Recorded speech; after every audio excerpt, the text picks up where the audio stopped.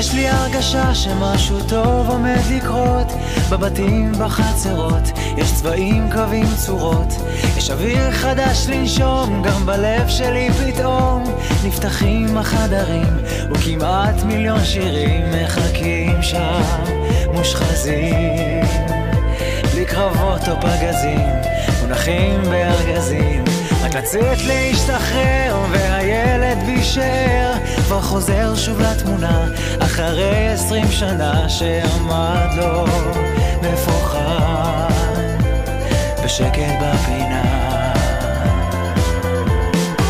יש לי הרגשה שמשהו טוב עומד לקרות, ינפץ את הקירות, שהפחד יתעלש, תותחים ודים של אש, ושמיים של צבעים יקנו את הגבהים, וכולם יוכלו לראות משהו טוב עומד לקרות.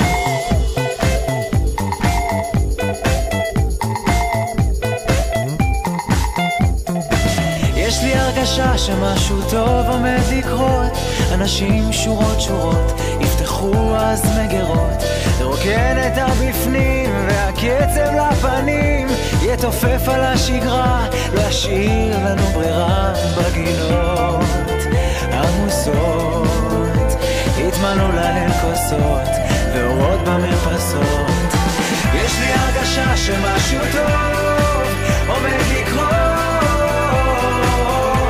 ינפץ את הקירות, שהפחד יתעלש, תותחים כבדים של אש, ושמיים של צבעים יקנו את הגבהים, וכולם יוכלו לראות משהו טוב עומד לקרות.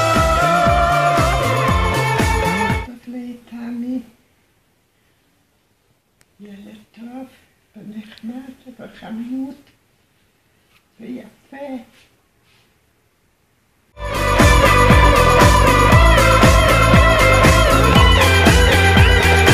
וכל מה שרק כמעט יתעגל להיות שלם, יחייך ויצטלם ברחוב המכוסה, משהו טוב עומד לקרות, אז תפסו לכם כיסא.